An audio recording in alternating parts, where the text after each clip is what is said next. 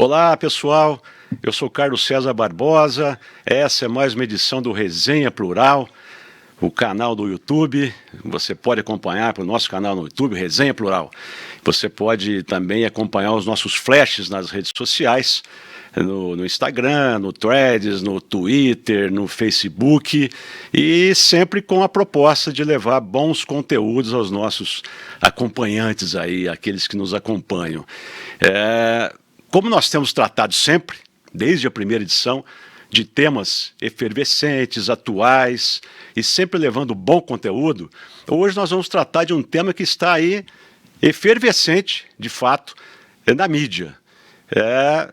A inteligência artificial aplicada na publicidade, na propaganda, nos comerciais de TV.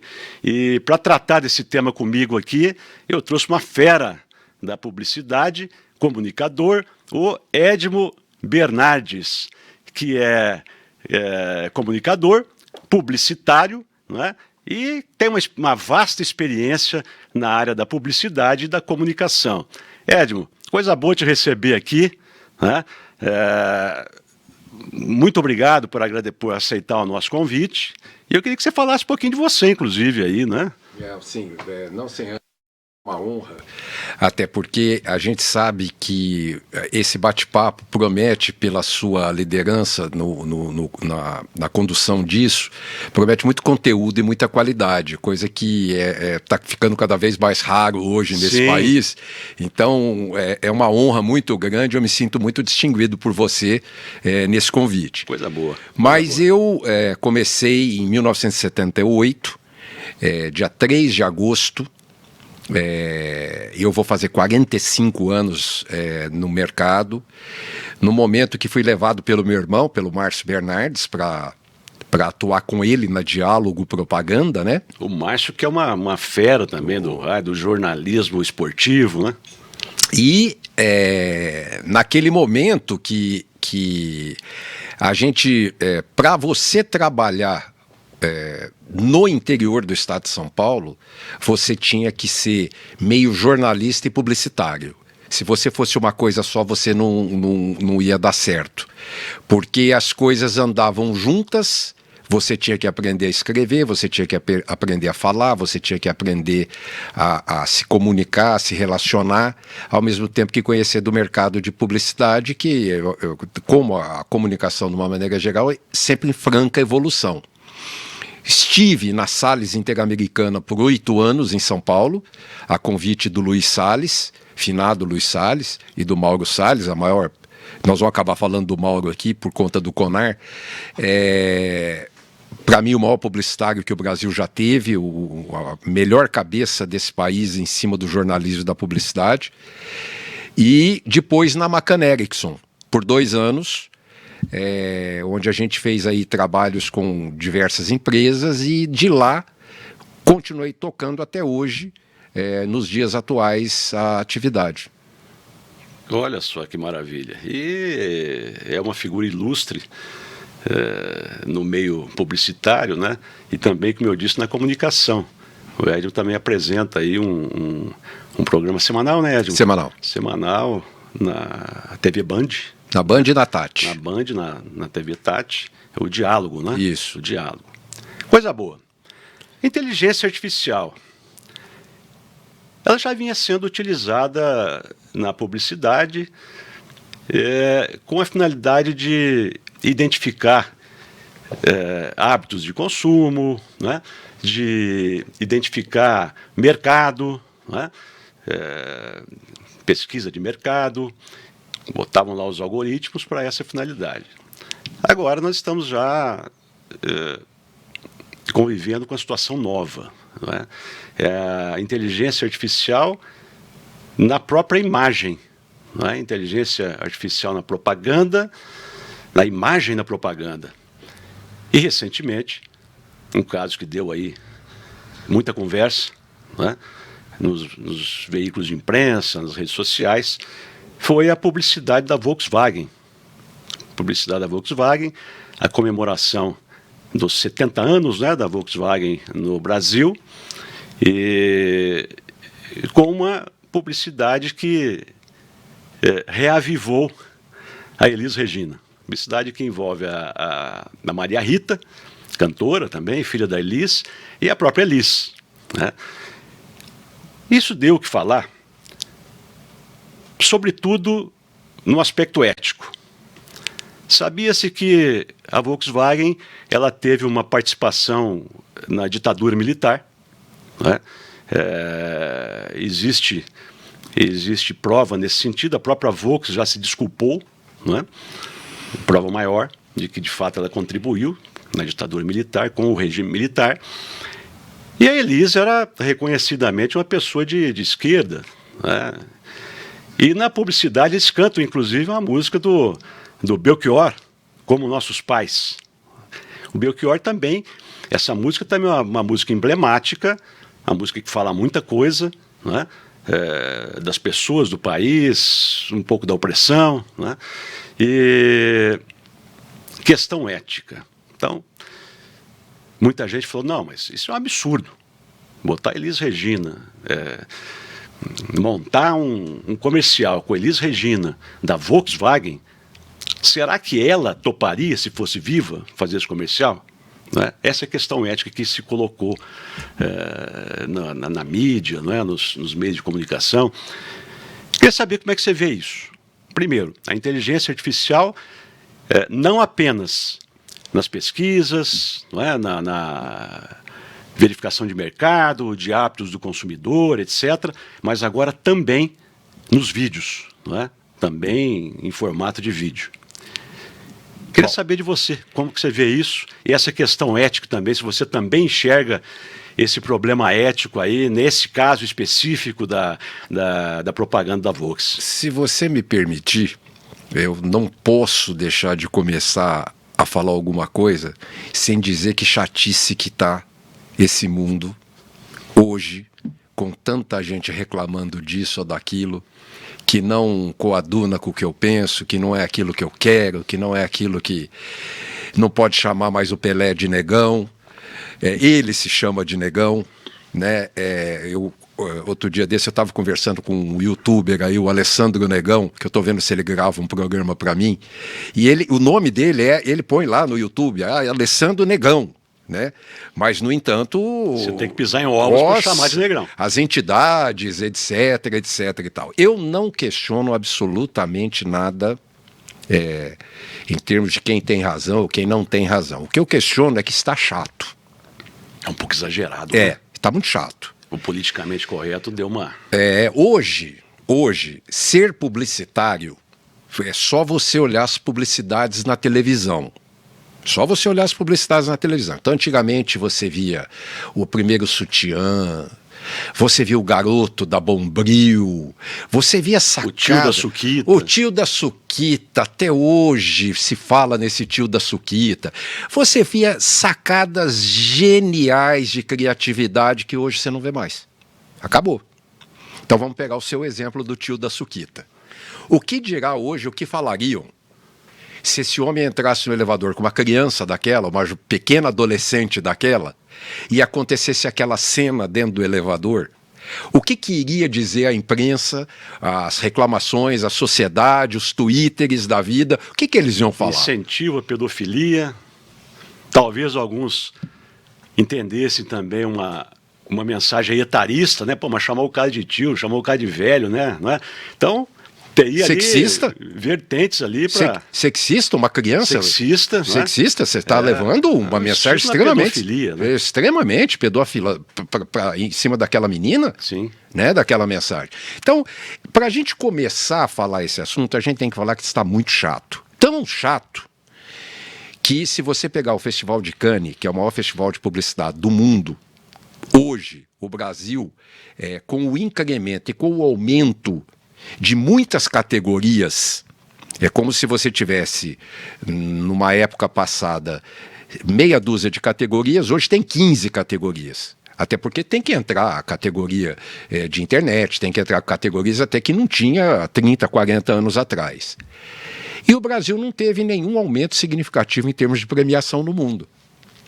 E por quê? Porque o publicitário hoje no Brasil, me atrevo a te dizer, ele está com medo de criar. Ele está com medo de oferecer alguma coisa nova em termos de sacada e a forma como isso vai ser percebida. Especialmente por conta dessa tal de internet, que deu voz a milhões de anônimos se manifestando, e com razão, e que fiquem à vontade, que legal, que continuem assim se manifestando, mas com essas interpretações aí que você muitas vezes questionáveis. Um espaço democrático, né? Que é a internet, as redes sociais, um espaço democrático, todo mundo pode participar, querendo, não é? Mas, de fato, eu observo hoje que não é só na publicidade, não. Tem muita gente pisando em ovos, não é? Comediante. Imagina a vida do comediante hoje. Eu entrevistei 3 cacetas, Carlos César. 3 cacetas. E os 3 disseram que não daria hoje para você ter um Cacete Planeta na televisão. O pessoal do CQC falou que não daria para você ter um CQC mais hoje na televisão. Pois é. E aí você começa a enxergar o seguinte, que isso mata a criatividade, Acabou. Né? Mata a criatividade. É uma guilhotina. Até o autor de uma música, ele tem que tomar cuidado na música, não é? Ninguém pode mais atirar o pau no gato. Quer dizer, o pau no gato, não.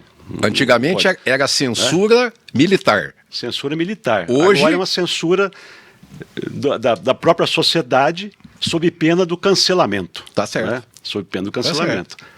O Monteiro Lobato, a obra dele hoje é vista como racista, não é?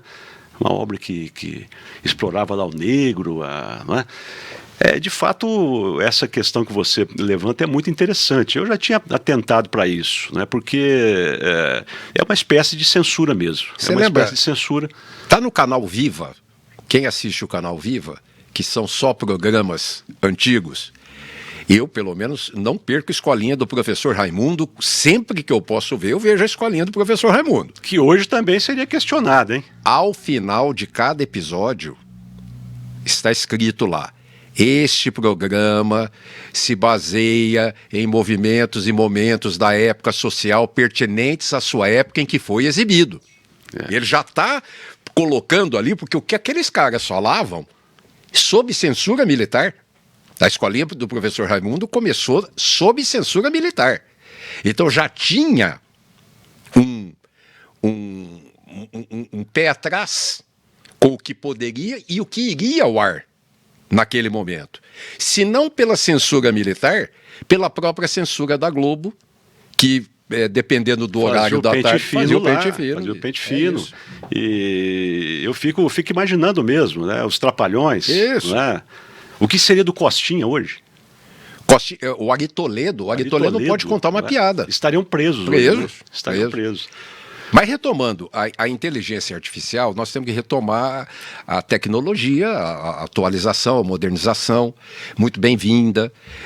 Muito embora eu tenha um pensamento que a inteligência artificial ela foi muito na frente do que a sociedade, do que as leis, do que tudo estava preparado e propondo para aquele momento. De repente aparece uma inteligência artificial, algo completamente novo, inovador.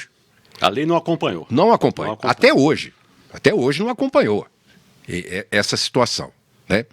Bom, se você analisar em termos de publicidade, no caso da Volkswagen, você colocar uma modelo que você seleciona pelo físico, etc. A única coisa que você não vai pegar é o rosto, porque você vai colocar com a inteligência artificial o rosto em cima do rosto da modelo e o resto é uma moça que está ali. É uma montagem, né? É uma montagem. Eles chamam de deepfake, não é isso? Deepfake. Deepfake. Né? Deepfake. Quem conhece um pouco mais do assunto sabe o que é a Dark Web, que traz aí um prejuízo enorme para a sociedade, que ninguém no mundo consegue combater, e esse é o deepfake. Conteúdo extremamente nocivo. É isso aí, é isso aí. Antigamente, a gente fazia alguns truques, como esse da inteligência artificial, de outras maneiras, de maneiras mais rústicas, rudimentares, enfim, mas sempre havia um jeito, o Cipó que o diga, se conversar com ele, o que se fazia em termos de filmes, sobreposição de um filme com o outro, 16mm, 32mm, enfim, já se fazia coisas desse tipo. Isso não é novidade, né? Colocar o rosto da Elis Regina numa modelo com a filha dela e produzir o comercial com a música como nossos pais. Nada. Claro, você A tem... novidade é a tecnologia, Isso. O avanço na técnica E a da sua... realização dessa... E a visão de quem recriminou, eu acho legítima. Porém, o como nossos pais é a filha para a mãe. Então, eu não posso interpretar de outra forma, mas já interpretaram de outra forma. O Belchior, que você já citou, você já definiu muito bem. Sim. A Elis Regina, a esquerda, etc. Pessoas ligadas à esquerda. Volkswagen, você já explicou tudo, né? Mas eu não vejo outra coisa, né, como nossos pais. Que a filha, para os seus pais, na época de 70 anos atrás, que é o contexto do comercial da Volkswagen, que etc. O contexto é muito bonito. Pronto. Né? O contexto é muito Pronto. bonito. É isso que aconteceu, né? Aí aonde pegou? Feriu aí alguns egos, feriu alguns pensamentos, algumas ideologias. As pessoas, se político eu acho o político o maior gênio que tem no mundo, porque ele consegue distorcer uma verdade sem ninguém perceber. É a arte do político. Não, porque veja bem, não é a questão do roubo, é porque quando segunda-feira, depois do domingo, que você foi ver sempre tem uma explicação, é uma explicação fantástica que político tem, né? Que lembra um personagem da escolinha, inclusive, o Rolando Lero. Rolando Lero, pô, pelo amor de Deus, pelo amor de Deus, pelo amor de Deus. Ícone, né?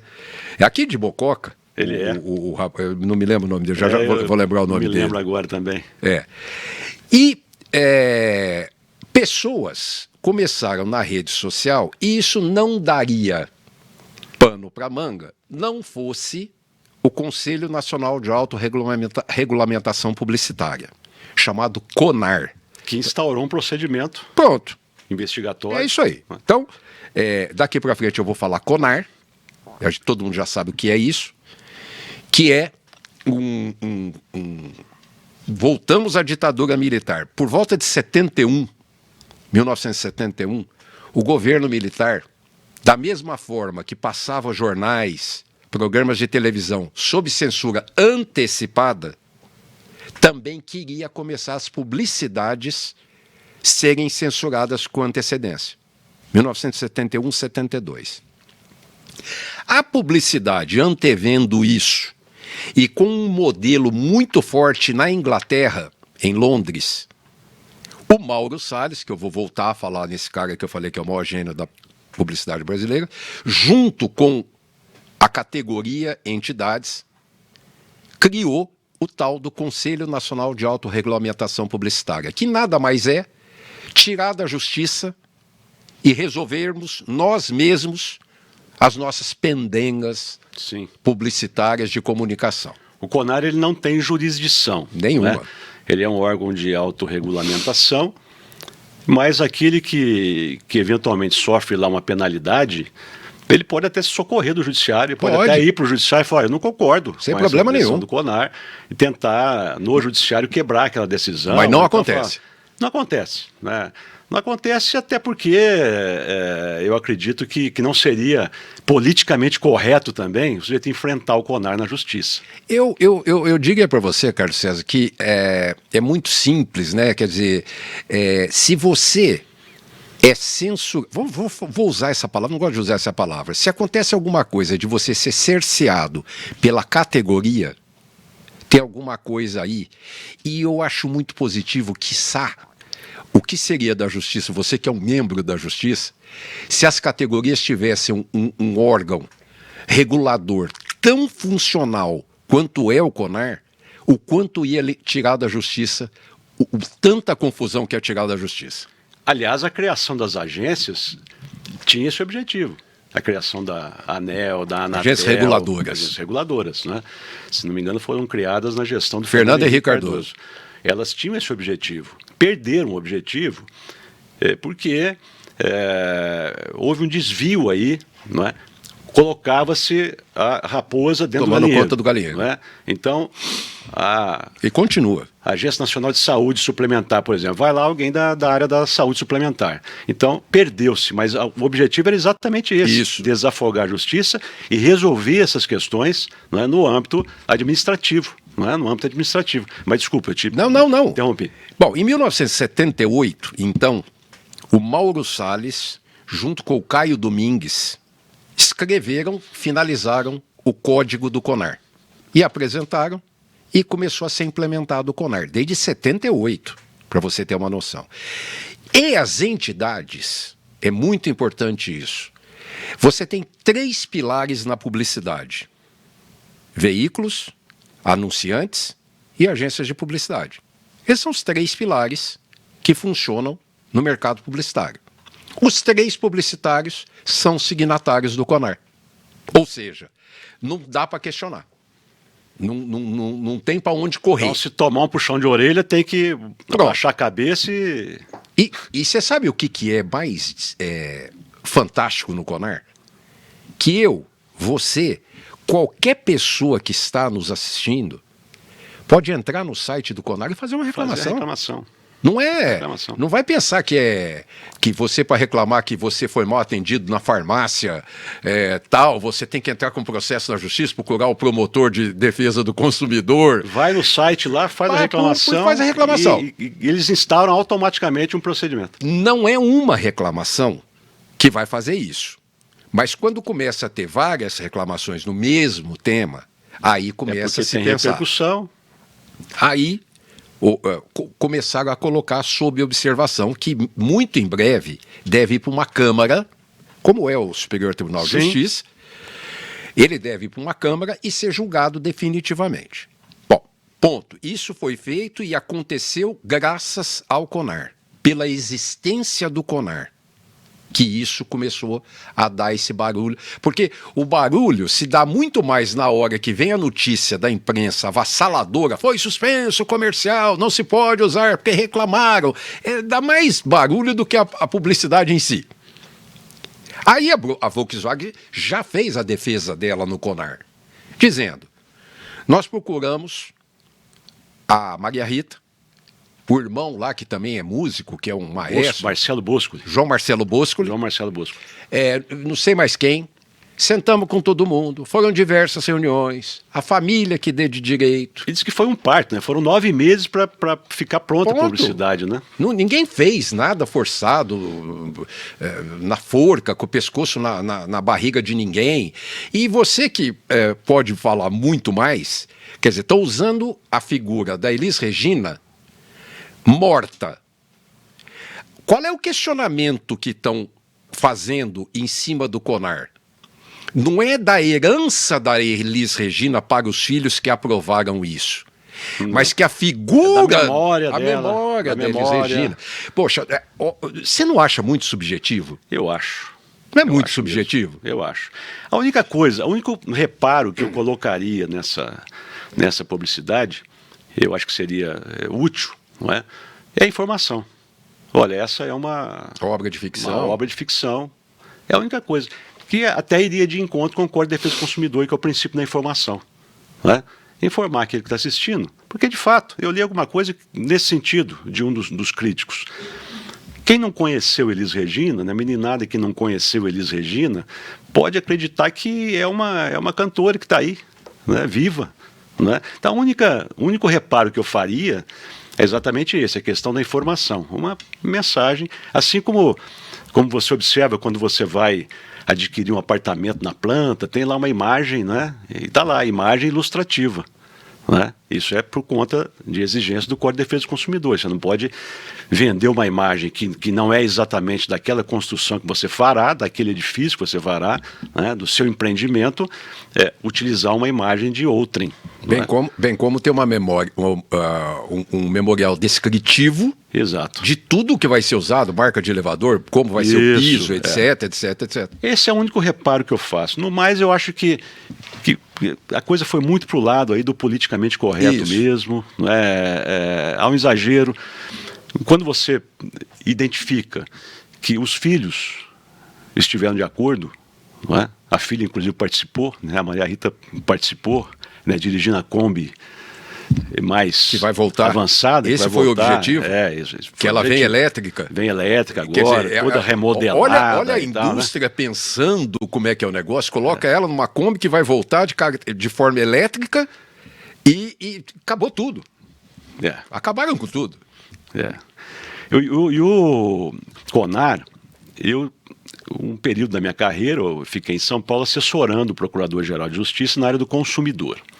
E eu tive algumas reuniões com o Conar, porque nós estávamos defendendo lá, ou combatendo, melhor dizendo, publicidades dirigidas para crianças, doce, né?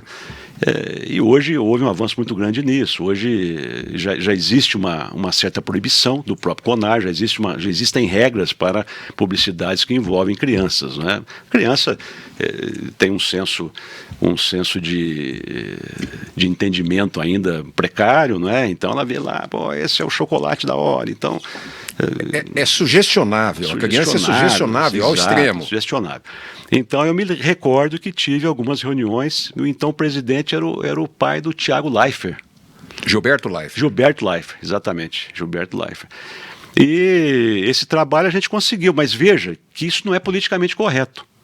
Isso era alguma coisa útil para a sociedade.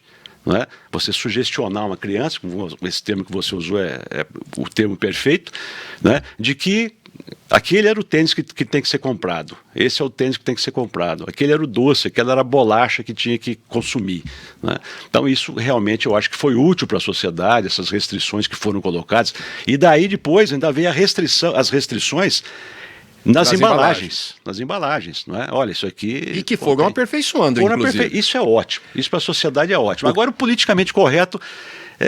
O que você está me dizendo é o seguinte, o fato real é o fato real.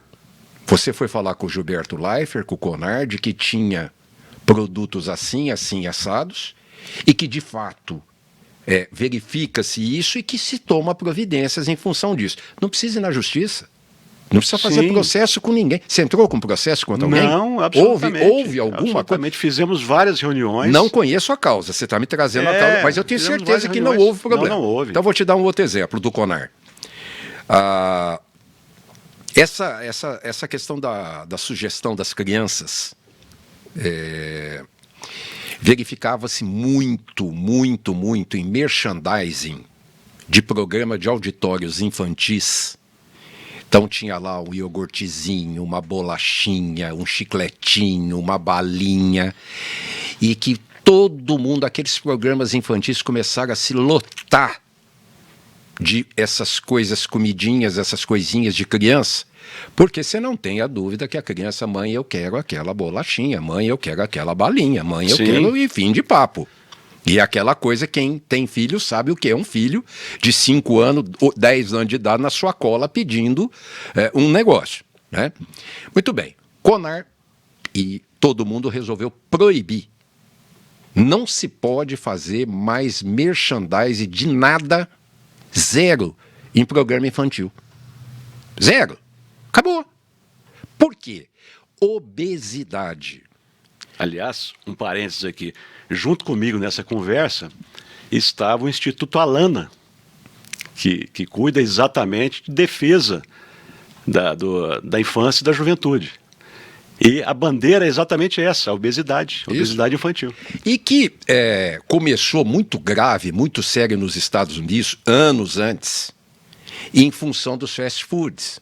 Estados Unidos quem conhece os Estados Unidos, as comidas prontas, as chamadas comidas prontas, aquela pizza no supermercado congelada, o frango, o sujeito já pega e já vai comendo na rua mesmo, né? Que já vai comendo na rua ou põe no micro-ondas dentro de casa, no trabalho, e a obesidade nos Estados Unidos explodiu.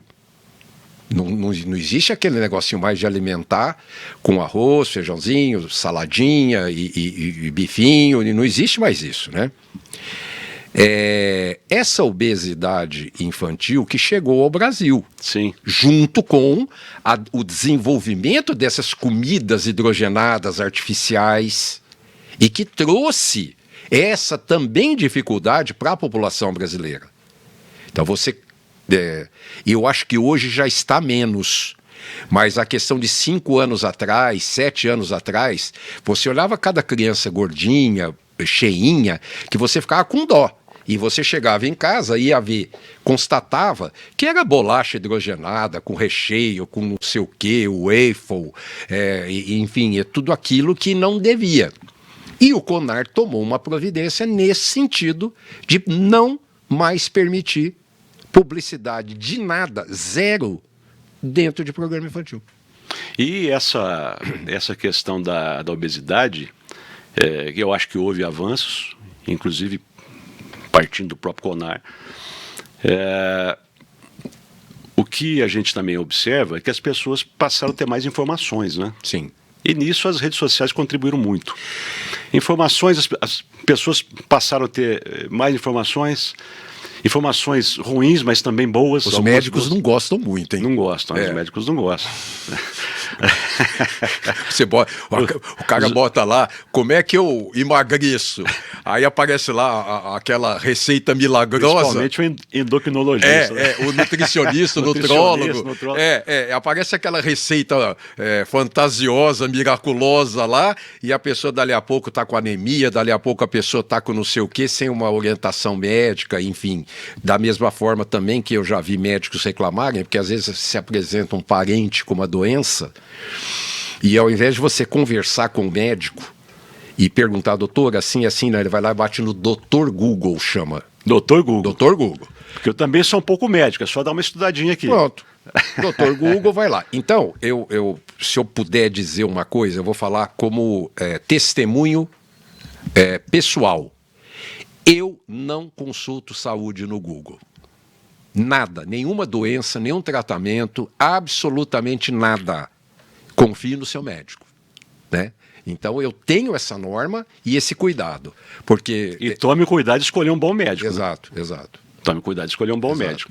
Eu, agora, recentemente, na pandemia, eu estudei muito sobre saúde, porque tinham bons conteúdos no YouTube, bons conteúdos no provavelmente Instagram. Você deve ter sido muito acessado durante a pandemia também, porque deve ter havido muita negligência, muita omissão. Com certeza, muita. E depois também, pessoas que queriam passar na frente da fila da vacinação. Você acredita que eu recebi demandas do Ministério Público de pessoas que queriam atravessar a fila da vacinação? É um ser humano, né? Então, por isso que eu digo, rede social com bom conteúdo é extraordinário para a sociedade, Edmond. É extraordinário. É o que você está oferecendo aqui. É o que a nossa proposta é exatamente essa, né? Oferecer bons conteúdos. E esse tema, né, que nós estamos tratando aqui. Aliás, eu queria voltar. Você viu o alcance que ele a volta que já deu, a volta que já deu. Né? Mas eu queria voltar nele e ainda insistir, né? Dentro daquilo que a gente falou da dificuldade que os criativos estão tendo em função desse clamor popular pelo politicamente correto, por entidades, ONGs, especialmente ONGs, entidades, etc. e tal, está fazendo com que você ligue a sua televisão e, se você vê um intervalo, você vai ver um comercial real. Aquele comercial que nós falamos, nós estávamos falando da Volkswagen, sim, que ele passou do real para o surreal. Porque era a mãe da Maria Rita, que não está mais aqui entre nós há muitos anos, então ele deixou de ser o real para o surreal. Então hoje, dificilmente você vai ver o surreal num intervalo de publicidade com uma linha de propaganda. Você vai ver tudo real, informativo. Já por conta dessa cautela. O medo. O senso de criatividade, obviamente, que acaba sendo prejudicado por conta da censura popular. Eu vou te contar, eu me esqueci, mas eu ia te trazer, se você quiser, amanhã eu te mando a imagem. Há muitos anos atrás, tem 30 anos pelo menos 30 anos, o Grupo Ribeirão Diesel era nosso cliente e pediram um desenvolvimento de peças para oficina de caminhões. Trazer, etc. Precisamos trazer os caminhoneiros, etc, etc. E a criação pegou, sabe aquele macaco de caminhão? Sim. Que é aquele que tem borracharia. De borracharia. É o de borracharia, não é o nosso macaco de caminhão. De carro não. De não carro né? Então o criativo pegou aquela imagem daquele macaco e colocou assim: os nossos macacos estão esperando por você na Ribeirão Diesel. E se eu faço essa publicidade hoje? Hoje. Os nossos macacos estão... Aí você chega lá, se depara com um funcionário negro, né? Aliás, é outra bobagem, né? Hoje eles estão dizendo que você não pode falar mais negro, é preto, não é? Não é afrodescendente? Afrodescendente ou preto. O negro parece que saiu de... Não sei. Esse eu saiu ainda de circulação, não sei. Saiu de circulação. A sociedade mudou. Houve avanços interessantes. Hoje você tem o combate ao racismo, à homofobia, né? Ao feminicídio, né? Um movimento importante de proteção das mulheres também, porque a gente sabe que elas são fisicamente mais fracas que os homens e a cada minuto no país tem um caso de violência doméstica, né? Então, eu acho que a sociedade ela adotou um caminho legal. Não é? Isso significa mais civilidade. Olha, eu não tenho preconceito, não é?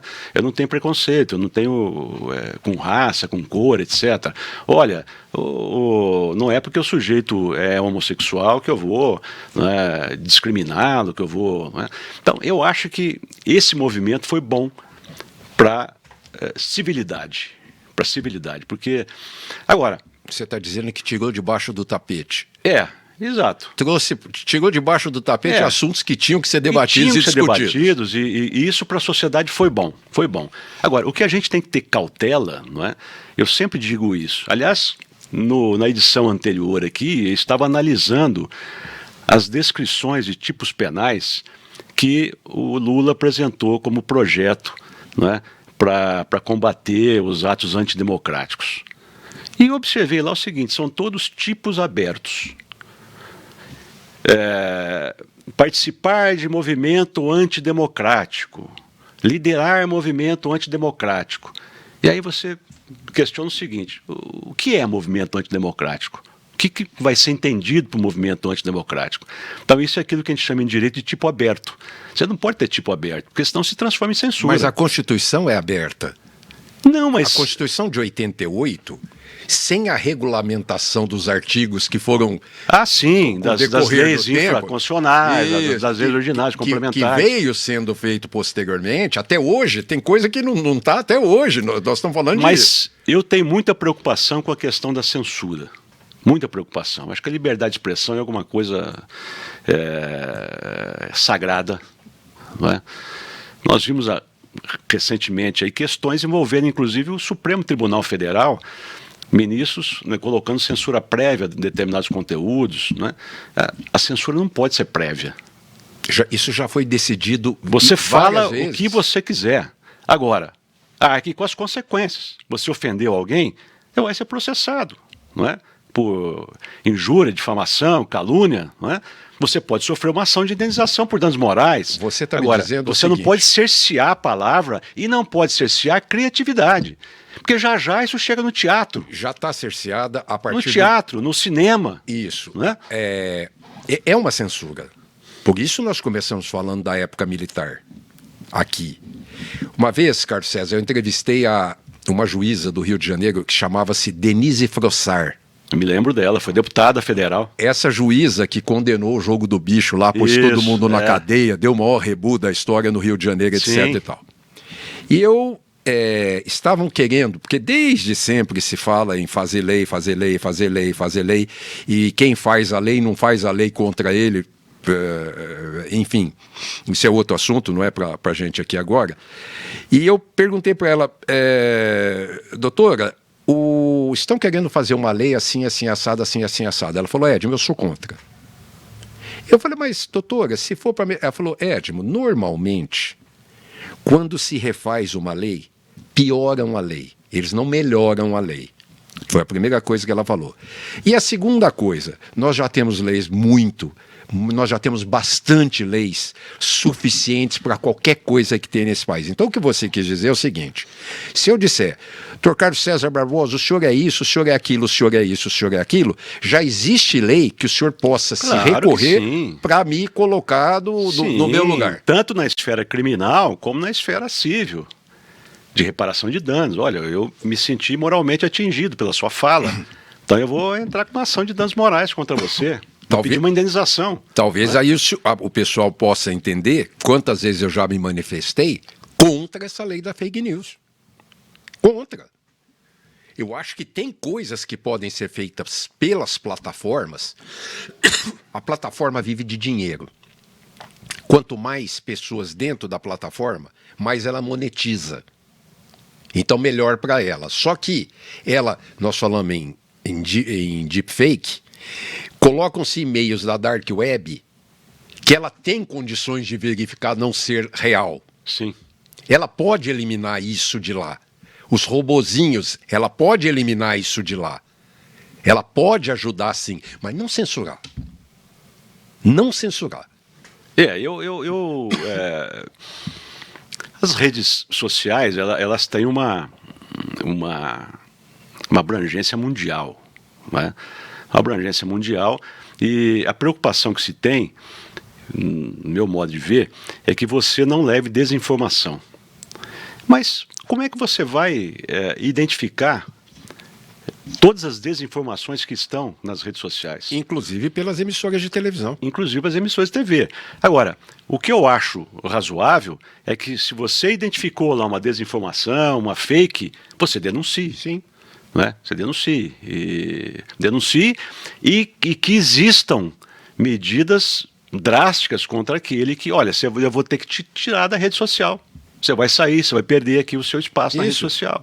Né? Agora, você criar muita regulação, como se pretende criar, né? Já existe, inclusive, lei criando essa regulação, é algo que pode passar, sim, uma lei que não vai funcionar, lei que não pegou, uma lei que não vai pegar. E voltando ao caso da inteligência artificial, né?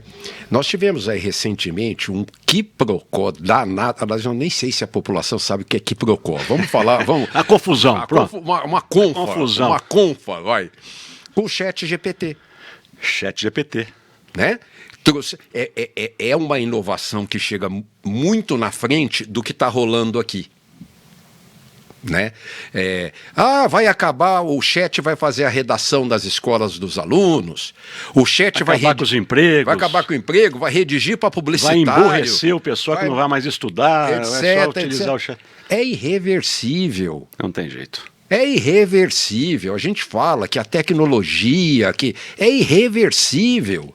O que você tem que criar, por exemplo, é óbvio que você vai trazer um problema nas escolas, que se você alimentar lá o ChatGPT para uma redação, assim, assado, vai sair volta prontinha, lá um primor. Belíssima redação, maravilhosa redação. Aí, como é que pode-se não usar o ChatGPT na escola, eliminando a possibilidade de que isso aconteça? Ponto.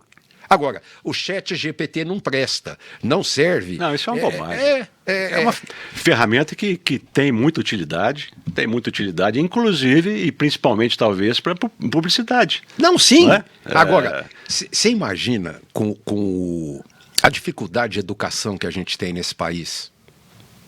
Cultura, difícil. A cultura, ela é pouca para a população, e por isso se fala uma população sem cultura.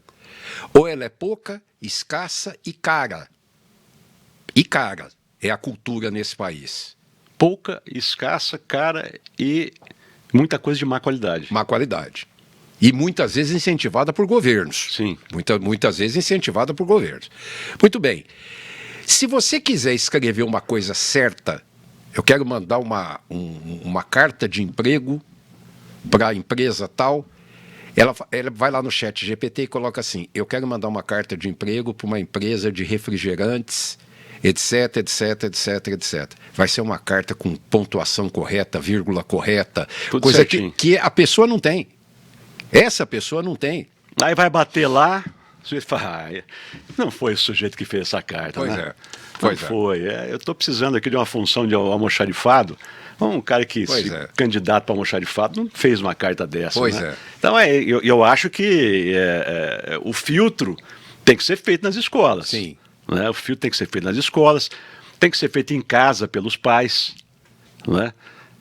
Quando nós falamos em criança, adolescente, os pais têm que ter uma participação ativa nisso. E não incentivar. Não incentivar, talvez não permitir também, mas ao menos não incentivar. Falar, não, você está estudando, você precisa estudar, né? Isso aqui você vai buscar nos livros, você vai pesquisar, etc. e tal. Agora, o filtro me parece que vai ser o grande regulador do chat GPT.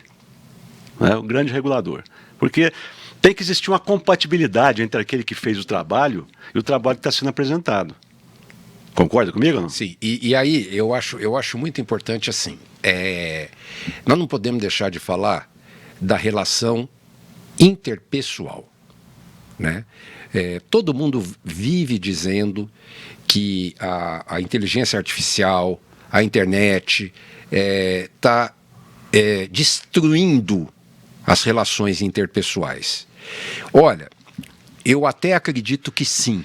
Mas eu vou dizer uma coisa olhando para a câmera. Você está deixando que isso aconteça. Sim. Não deixa, não. Eu faço questão de estar com meus amigos. Eu faço questão de estar presente em clientes, em debates, em festas. Tudo que precisa, eu não tenho esse negócio de WhatsApp, eu não tenho esse negócio de manda mensagem, e-mail, etc. Nada substitui a relação interpessoal, né? Não dá para substituir. Não pode. E eu vou além disso. Isso criou também uma zona de falta de civilidade, né? Você sai com um amigo para almoçar, etc. e tal, o cara passa o tempo todo lá no celular, né?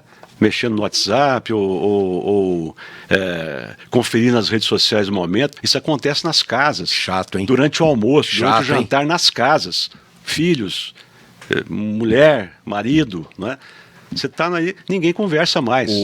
Você está mais interessado no que está acontecendo com o BBB, com o Big Brother Brasil, né? Do que exatamente ter uma conversa saudável, gostosa, durante um momento especial, que é o momento da refeição. Você se lembra da nossa época que os pais obrigavam as refeições, todo mundo estar à mesa? Eles obrigavam que nós estivéssemos à mesa. Hoje, se os pais obrigarem todo mundo a estar à mesa, cada um vai estar com o celular e ninguém vai conversar com ninguém. Quando não, ninguém vai conversar com ninguém. Vai conversar com ninguém. E digo mais, hein? Inclusive criança. É isso? Inclusive criança. Isso. A criança já tem lá o celular, né? Aliás, os pais pecam muito porque utilizam isso para distrair a criança, para não encher as paciências.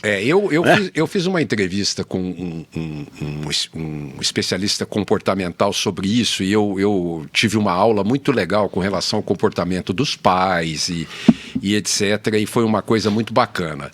Eu só olho e digo que a tecnologia, essa inteligência artificial, a internet, não pode substituir a relação pessoal. Não pode. Concordo plenamente com você. Não pode. Ela tem que ser uma ferramenta boa para você utilizar no momento certo, para a finalidade certa. Sim.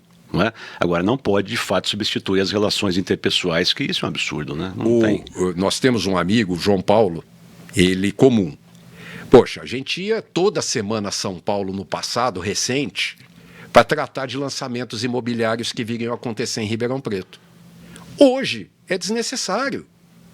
Se for necessário, vai. Mas é quase que desnecessário, porque você faz uma videoconferência, passa o que você precisa, o que você pretende, você estuda, devolve, enfim, ótimo. Está ajudando, está perfeito, tudo. Ferramenta que está auxiliando. Até... Está fazendo economia. Isso. Até começar a atrapalhar. E vai atrapalhar. Se você deixar fluir como mensagem, como eu imagino que eu mandei o e-mail e a pessoa nem recebeu o e-mail, está lá na caixa, na lixeira da pessoa. Na lixeira. O WhatsApp, outro dia desse eu conversei com o empresário, que eu vou me permitir não dar o nome, que ele falou, eu não consigo mais ler os meus WhatsApp. Eu falei, quantos grupos você está dentro? Ele falou, 40. Eu falei, não consegue mesmo. Não consegue só de mesmo. grupo, fora pessoal. E criou-se uma cultura também de que o WhatsApp... eu te mando uma mensagem. Não resolve, hein? Eu te mando uma mensagem, eu quero que você responda na hora. Mas não é? Criou-se essa cultura você também. Não é vendedor. Pô, mas o cara não viu. Você não é o vendedor WhatsApp de que eu carro. mandei para ele, né? Você não é vendedor de carro.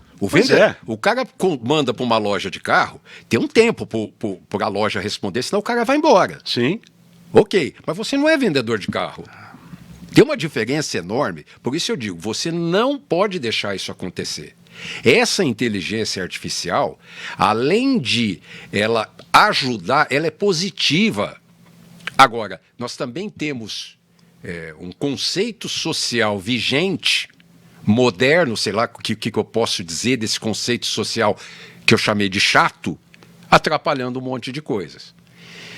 Tomara que a gente chegue num bom termo, consiga num bom compatibilizar aí a boa utilização, né, com a civilidade. Tomara, né? Aquela propaganda do primeiro sutiã da Valizer, na década de 80, uma adolescente de 13, 14 anos... Na época da ditadura militar. Começou a ter...